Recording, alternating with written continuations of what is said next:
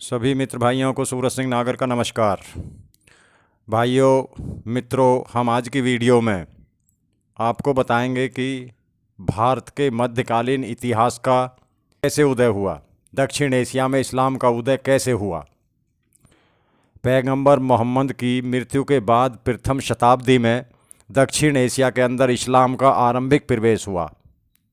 उमायद खलीफा ने दमश्कस में बलूचिस्तान और सिंध पर 711 में मोहम्मद बिन कासिम के नेतृत्व में चढ़ाई की। उन्होंने सिंध और मुल्तान पर कब्जा कर लिया। उनकी मौत के 300 साल बाद सुल्तान महमूद गजनी, जो एक खूंखार नेता थे, ने राजपूत राजशाहियों के विरुद्ध तथा धनवान हिंदू मंदिरों पर छापामारी की, एक श्रृंखला आरंभ की तथा भावी चढ़ाइयों के लिए पंजाब में अपना एक आधार स्थापित किया। वर्ष 1024 में सुल्तान ने अरब सागर के साथ काठियावाड़ के दक्षिण तट पर अपना अंतिम प्रसिद्ध खोज का दौर शुरू किया, जहां उसने सोमनाथ शहर पर हमला किया और साथ ही अनेक प्रतिष्ठित हिंदू मंदिरों पर आक्रमण किया। भारत में मुस्लिम आक्रमण। मोहम्मद गौरी ने मुल्तान और पंजाब पर विजय पाने के बाद 1175 एडी में भारत पर आक्रमण किया।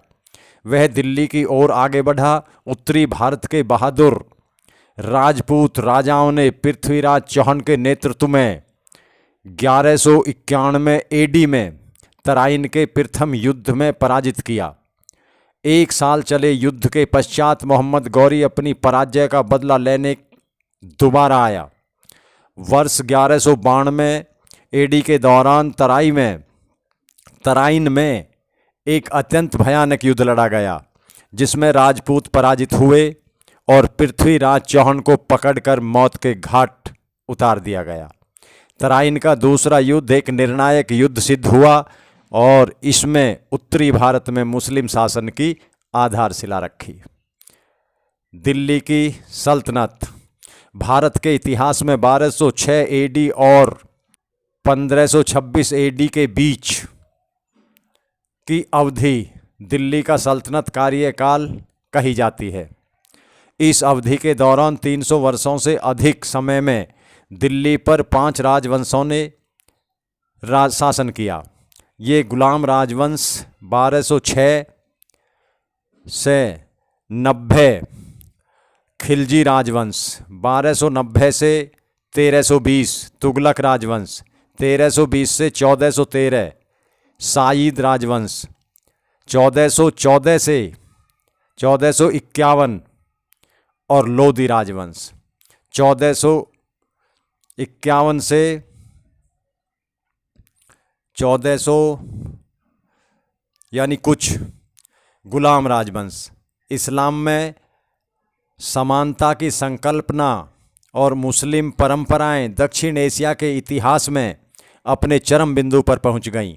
जब गुलामों ने सुल्तान का दर्जा हासिल कर लिया, गुलाम राजवंश ने लगभग 84 वर्षों तक इस उपमहाद्वीप पर शासन किया। यह प्रथम मुस्लिम राजवंश था जिसने भारत पर शासन किया। मोहम्मद गौरी का एक गुलाम कुतुब उद्दीन ऐबक अपने मालिक की मृत्यु के बाद शासक बना और गुलाम राजवंश की स्थापना की। वह एक महान निर्माता था जिसने दिल्ली में कुतुब मीनार के नाम से विख्यात आश्चर्यजनक 238 फीट ऊंचे पत्थर के स्तंभ का निर्माण कराया।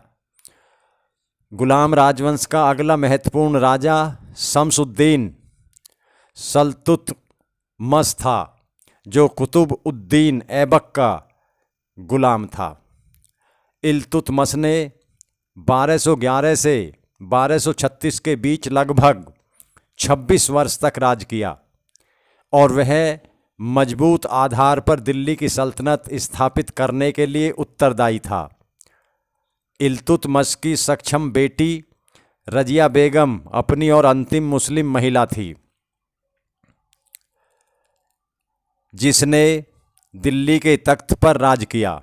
वह बहादुरी से लड़ी, किंतु अंत में पराजित होने पर उसे मार डाला गया। अंत में इल्तुतमिश के सबसे छोटे बेटे नसीर उद्दीन महमूद को 1245 में सुल्तान बनाया गया, जबकि महमूद ने लगभग 20 वर्ष तक भारत पर शासन किया, किंतु अपने पूर्व कार्यकाल में उसकी मुख्य शक्ति उसके प्रधानमंत्री बलबन के हाथों में रही। महमूद की मौत होने पर बलबन ने सिंहासन पर कब्जा किया और दिल्ली पर राज किया।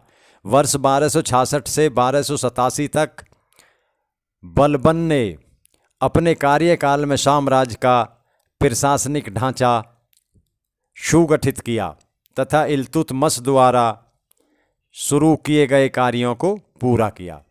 खिलजी राजवंश। बलबन की मौत के बाद सल्तनत कमज़ोर हो गई और यहाँ पर बगावतें हुई। यही वह समय था जब राजाओं ने जलालुद्दीन खिलजी को राजगद्दी पर बिठाया। इससे खिलजी राजवंश की स्थापना आरंभ हुई। इस राजवंश का राजकाज 1290 AD में शुरू हुआ। अलाउद्दीन खिलजी, जो जलालुद्दीन खिलजी का भतीजा था, ने षड्यंत्र किया और सुल्तान जलालुद्दीन को मारकर 1296 में स्वयं सुल्तान बन बैठा। अलाउद्दीन खिलजी प्रथम मुस्लिम शासक था जिसके राज ने पूरे भारत का लगभग सारा हिस्सा दक्षिण के सिरे तक शामिल था। उसने कई लड़ाइयाँ लड़ी, गुजरात, रणथंभौर, चित्तौड़, मलवा और दक्षिण पर विजय प्राप्त की। उसके 20 वर्ष के शासनकाल में कई बार मंगोलों ने देश पर आक्रमण किया, किंतु उन्हें सफलतापूर्वक पीछे खदेड़ दिया गया। इन आक्रमणों से अलाउद्दीन खिलजी ने स्वयं को तैयार रखने का सबक लिया और अपनी सशस्त्र सेनाओं को संपुष्ट तथा संगठित किया।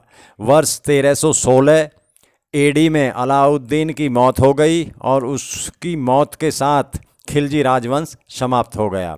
तुगलक राजवंश। गयासुद्दीन तुगलक को अलाउद्दीन खिलजी के कार्यकाल में पंजाब का राज्यपाल बनाया गया था। 1320 AD में सिंहासन पर बैठा और तुगलक राजवंश की स्थापना की। उसने वारंगल पर विजय पाई और बंगाल में बगावत की। मोहम्मद बिन तुगलक ने अपने पिता का स्थान लिया और अपने राज्य को भारत से आगे मध्य एशिया तक आगे बढ़ाया। मंगोल ने तुगलक के शासनकाल में भारत पर आक्रमण किया और उन्हें भी इस बार हराया गया। मोहम्मद बिन तुगलक ने अपनी राजधानी को दक्षिण में सबसे पहले दिल्ली से हटाकर देवगिरी में स्थापित किया, जबकि इसे 2 वर्ष में वापस लाया गया। उसने एक बड़े साम्राज्य को विरासत में पाया था, किंतु वह इस प्रांत को अपने नियंत्रण में नहीं रख सका।